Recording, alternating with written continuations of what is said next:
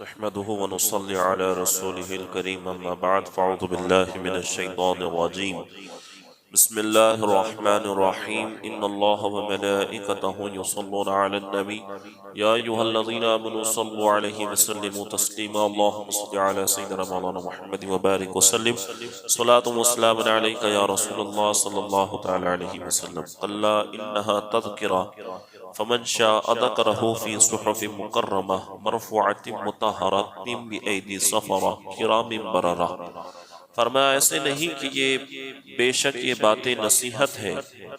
جو چاہے اسے یاد کرے ان عزت والے صحیفوں میں جو بلندی والے پاکی والے ہیں، ان لکھنے والوں کے ہاتھوں سے لکھے ہوئے جو معزز نیکی والے ہیں۔ ان آیتوں کا خلاصہ یہ ہے کہ بے شک قرآن مجید کی آیات مخلوق کے لیے نصیحت ہے، تو بندوں میں سے جو چاہے ان آیات کو یاد کر کے ان سے نصیحت حاصل کرے اور ان کے تقاضوں کے مطابق عمل کرے، اور جو چاہے ان سے اعراض کرے۔ اور یہ آیات ان صحیفوں میں لکھی ہوئی ہے جو اللہ تبارک و تعالیٰ کے نزدیک عزت والے، بلند قدر والے اور پاکی والے ہیں، اور انہیں پاکوں کے سوا کوئی نہیں چھوتا، اور یہ صحیفے ان لکھنے والوں کے ہاتھوں سے لکھے ہوئے ہیں جو کرم والے، نیکی والے اور اللہ تبارک و تعالیٰ کے فرما بردار ہیں، اور وہ فرشتے ہیں جو ان کو لوح محفوظ سے نقل کرتے ہیں۔ تو اس سے معلوم ہوا کہ جن کاغذوں پر قرآن مجید لکھا جائے، جن قلموں سے لکھا جائے اور جو لوگ لکھے، یہ سب حرمت والے ہیں، ان کی عزت و تکریم ہے۔ اور یہ بھی معلوم ہوا کہ قرآن مجید کو نیچی جگہ پر نہ رکھا جائے بلکہ اونچے مقام پر رکھا جائے، اور جس طرف قرآن مجید ہو نہ اس طرف پیر کیے جائے اور نہ ہی اس طرف پیٹھ کی جائے، یہ ادب کا تقاضا ہے۔ اور ناپاک آدمی اسے نہ چھوئے، قرآن مجید کو ناپاک آدمی چھونے کی اجازت نہیں ہے۔ اگر جنوبی ہے یا جسے غسل کی حاجت ہو، ناپاکی کی حالت میں ہو، تو اس سے بھی قرآن چھونا حرام ہے، اور جسے وضو نہ ہو اسے بھی قرآن مجید چھونے کی اجازت نہیں ہے، بلکہ قرآن مجید کو وہی چھو سکتا ہے جو حد سے اصغر اور حد سے اکبر سے پاک ہو، یعنی باوضو بھی ہو اور باغسل بھی ہو۔ اس کے علاوہ قرآن مجید کو جو چھوئے وہ پاک ہی چھوئے، ناپاک نہ چھوئے۔ اور یہ بھی معلوم ہوا کہ قرآن مجید کو حفظ کرنا چاہیے۔ اب یہی نہیں کہ پورا قرآن مجید ہی حفظ کر لے، اب چھوٹی چھوٹی آیتوں کو حفظ کر سکتے ہیں۔ آیت الکرسی ہو گئی، 10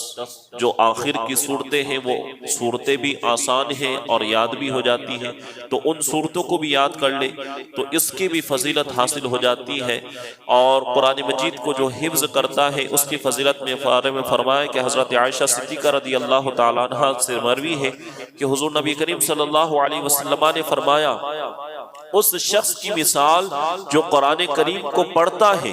یہاں تک کہ اسے ذہن نشین بھی کر لیتا ہے، تو وہ بزرگ فرشتوں کے ساتھ ہوگا۔ اور اس شخص کی مثال جو قرآن مجید کو پڑھے اور اسے ذہن نشین کرتے ہوئے بڑی دشواری کا سامنا ہو۔ کئی لوگ ایسے ہیں کہ جن کی زبان میں لکنت ہے، جن کی زبان نہیں پلٹتی ہے، قرآن مجید پڑھنا مشکل ہوتا ہے، دشوار گزار ہوتا ہے، تو فرمایا تو قرآن مجید پڑھتا جا، تیرے دشوار گزار کے ساتھ بھی اگر تو نے اپنی لکنت والی زبان کے ساتھ بھی قرآن مجید پڑھا تو اللہ رب العزت اسے دگنا ثواب عطا فرمائے گا، اسے ڈبل ثواب عطا کیا جاتا ہے۔ آگے فرمایا قتل الانسان ما اکفرہ، آدمی مارا جائے کتنا ناشکرا ہے۔ من ای شیء خلقہ من نطفۃ خلقہ فقدرہ ثم السبیل یسرہ ثم اماتہ اقبرہ۔ فرمایا کہ آدمی کتنا ناشکرا ہے، اللہ نے اسے کس چیز سے پیدا کیا ہے، ایک بوند سے اسے پیدا فرمایا، پھر اسے طرح طرح کی حالتوں میں رکھا، پھر راستہ آسان کر دیا اسے، پھر اسے موت دی، پھر اسے قبر میں رکھوایا، پھر جب چاہے گا اسے باہر نکالے گا۔ تو ان آیتوں کا خلاصہ یہ ہے کہ کافر آدمی مارا جائے وہ کتنا ناشکرا ہے، اللہ تبارک و تعالیٰ کی کثیر نعمتیں اور بے انتہا احسانات کے باوجود بھی وہ کفر کرتا ہے۔ کیا اس نے غور نہیں کیا کہ رب تبارک و تعالیٰ نے اسے کس حقیر چیز سے پیدا کیا ہے؟ وہ حقیر چیز منی کے پانی کے بوند سے، جس سے اللہ تبارک و تعالیٰ نے اسے پیدا فرمایا، تو جس کی اصل اس جیسی چیز ہے اس کی اوقات کہاں ہے کہ وہ اللہ تبارک و تعالیٰ کے احکامات ماننے سے تکبر کرے اور اس کے ساتھ کفر کرے۔ اس کے بعد اللہ تبارک و تعالیٰ نے انسان کی تخلیق، اس کی زندگی کے مراحل اور اس پر اپنے انعامات بیان فرمائے کہ اس نے انسان کو ماں کے پیٹ میں کچھ عرصے نطفے کی شکل میں رکھا، کچھ عرصہ جمے ہوئے خون کی صورت میں، پھر کچھ عرصہ گوشت کے ٹکڑے کی شان میں رکھا، پھر اس کے ہاتھ، پاؤں، آنکھیں اور دیگر اعضاء بنائے، یہاں تک کہ اسے انسانی صورت کا جامہ پہنا دیا، پھر اس کے لیے ماں کے پیٹ سے پیدا ہونے کا آسان راستہ بنا دیا، پھر اسے دنیاوی زندگی کی مدت پوری ہونے کے بعد موت دی تاکہ وہ ابدی اور دائمی نعمتوں تک پہنچ سکے۔ یہ موت بھی بہت بڑی نعمت چیز ہے۔ انسان جب بڑا ہو جاتا ہے، جب اعضاء کام کرنے نہیں لگتے ہیں، جب انسان کی آنکھیں کمزور ہو جاتی ہیں تو طرح طرح کی تکلیفیں، طرح طرح کی مشقتیں، طرح طرح کی بیماریوں میں مبتلا ہو جاتا ہے، تو انسان سوچتا ہے کہ یہ میری کیا ہو گیا ہے زندگی کو، اب میرے لیے موت ہی بہتر ہے۔ جب نزا کا وقت طاری ہوتا ہے تو اس وقت ایسی تکلیف ہوتی ہے کہ 7 سمندروں کا پانی بھی اگر نچوڑ کر پلا دیا جائے پھر بھی اس کی پیاس نہیں بجھتی ہے۔ کئی ایسے لوگ رہتے ہیں کہ جو کئی دنوں تک، کئی مہینوں تک جو ہے سکرات کے عالم میں رہتے ہیں، تو اس وقت سوچتا ہے کہ اب تو میرے لیے موت ہی بہتر ہے۔ تو یہ اس وقت موت آنا کہ جب بڑھاپا زیادہ ہو گیا، جب بیوی بچے بھی دور بھاگنے لگے، جب پوتا پوتی بھی، بیٹا بیٹی بھی دور بھاگنے لگے، تو بندہ سوچتا ہے کہ ایسا میں کیا ہو گیا ہوں کہ میرا کوئی ساتھ دینے کے لیے تیار نہیں ہے۔ تو اس وقت موت بھی اس کے لیے بڑی نعمت بن جاتی ہے کہ اب میرے لیے موت ہی بہتر ہے، اس دنیا سے جانا ہی بہتر ہے۔ تو موت بھی ایک نعمت ہے، کیونکہ موت کے بعد ابدی زندگی اور دائمی زندگی ہے۔ اگر اچھے اعمال کرتے ہوئے، رب رسول کو راضی کرتے ہوئے اس دنیا سے گزر گیا تو دائمی نعمتوں کو پانے والا ہے، جنت کی نعمتوں کو پانے والا ہے۔ پھر جو ہے اسے قبر میں رکھوایا تاکہ وہ موت کے بعد درندوں کی خوراک بن کے بے عزت نہ ہو، درندوں کی خوراک بن کے بے عزت نہ ہو، قبر میں رکھوایا۔ کتا بھی تو تھا، وہ بھی تو مر گیا،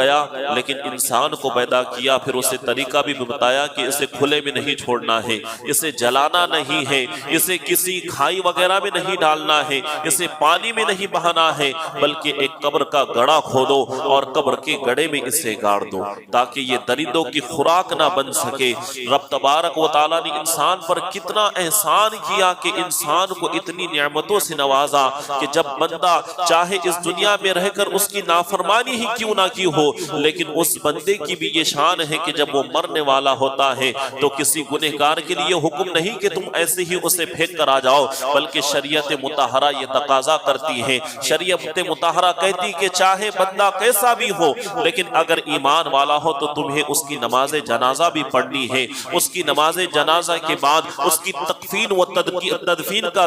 تجہیز کا بھی اہتمام کرنا ہے اور اس کی تدفین کا بھی اہتمام کرنا ہے۔ اور پھر یہ پروٹوکول چاہے بندہ گناہگار ہی کیوں نہ ہو لیکن اس کے جنازے کو آگے لے کر جایا جا رہا ہے، اور چاہے وقت کا امام ہی کیوں نہ ہو وہ وقت کا امام بھی اس کے پیچھے کھڑا ہوا ہوتا ہے۔ تو مرنے کے بعد بھی رب تبارک و تعالیٰ نے اپنے بندوں کو اتنی عزت عطا فرمائی ہے کہ پھر اس کی لوگ عزت کرتے ہوئے نظر آتے ہیں۔ پھر اس کی موت کے بعد جب اللہ تبارک و تعالیٰ جب چاہیں گا اسے حساب و جزا کے لیے قبر سے باہر نکالیں گا، پھر اس کے بعد اس کے مومن ہونے کی صورت میں اپنے فضل سے اسے نعمتوں، لذتوں اور آسائشوں سے بھرپور دائمی زندگی عطا فرمائے گا۔ جب عقل مند انسان ان چیزوں میں غور کرے گا تو وہ اپنے رب عز و جل کی نعمتوں کی ناشکری اور اللہ تبارک و تعالیٰ کے اللہ تبارک و تعالیٰ کے ساتھ کفر کرنے کی قباحت کو جان لے گا اور اللہ تبارک و تعالیٰ کی نعمت کا شکر کرنے اور اللہ تبارک و تعالیٰ پر ایمان لانے کی طرف مائل ہوگا۔ چونکہ رب تبارک و تعالیٰ نے اتنی نعمتیں،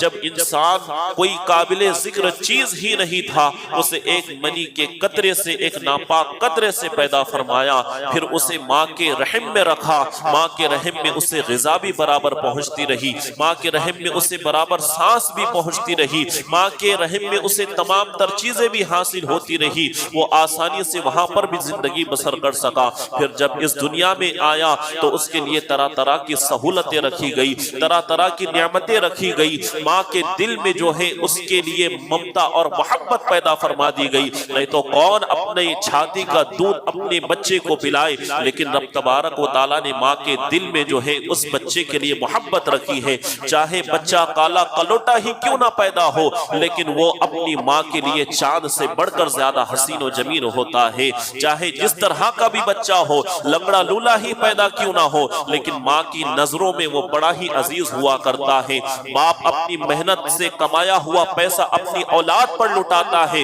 کیوں؟ اس لیے کیونکہ باپ کے دل میں رب تبارک و تعالیٰ نے اپنی اولاد کے لیے محبت رکھی ہے، بھائی بہنوں کے دلوں میں محبت رکھی ہے، اس کے ساتھ کھیلتے ہیں، بیٹھتے ہیں، اپنی نعمتوں کو شیئر کرتے ہیں۔ تو یہ تمام تر چیزیں بندوں کے دلوں میں محبت پیدا کرنا، یہ بھی رب تبارک و تعالیٰ کا احسان عظیم ہے۔ انسان اپنی زندگی کے شروع دن سے لے کر قبر میں جانے تک اگر اس کی نعمتوں کو شمار کرنا چاہے تو بندہ ہرگز نعمتوں کو شمار نہیں کر سکتا۔ اس لیے تو رب تبارک و تعالیٰ نے قرآن مجید میں فرمایا وَإِن تَعُدُّوا نِعْمَةَ اللَّهِ لَا تُحْصُوهَا، کہ اگر تم رب تبارک و تعالیٰ کی نعمتوں کو شمار کرنا چاہو، گننا چاہو، تو ہرگز تم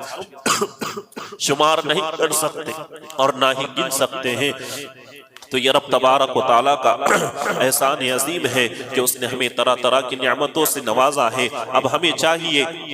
کہ اگر کوئی ہمیں چائے کی ایک پیالی بھی پلا دیتا ہے تو ہم اس کے بڑے احسان مند ہو جاتے ہیں، اس کی عزت کرتے ہیں، اس کی بات ماننے لگتے ہیں کہ نہیں بڑا ہی اچھا اخلاق کا آدمی ہے۔ اگر کوئی ایک چائے کی پیالی پلا دیتا ہے تو ہم اس کی بات ماننے لگ جاتے ہیں۔ تو وہ رب عز و جل جس نے ہمیں ساری زندگی میں نعمتیں کھلائی ہیں، کھانے پینے کے لیے غذائیں دی ہیں، طرح طرح کے میوہ عطا فرمائے ہیں اور طرح طرح کی آسائش والی زندگی عطا کی ہے، پھر بندہ یہ کیسے گوارا کر سکتا ہے کہ یہ سب کچھ ہونے کے باوجود رب تبارک و تعالیٰ کی نافرمانی کرے اور اس کے حکموں کے خلاف اپنی زندگی گزارے؟ ہرگز ایسا نہیں کرنا چاہیے، بلکہ جس بندے کو رب تبارک و تعالیٰ نے یہ ساری نعمتیں عطا کی ہیں تو بندے کو شکر ادا کرتے ہوئے اس کی عبادت و اطاعت کرتے ہوئے زندگی گزارنا چاہیے۔ رب تبارک و تعالیٰ کی بارگاہ میں دعا ہے کہ ہم سب کو اس کی نعمتوں کی قدر کرنے کی توفیق خیر نصیب عطا فرمائے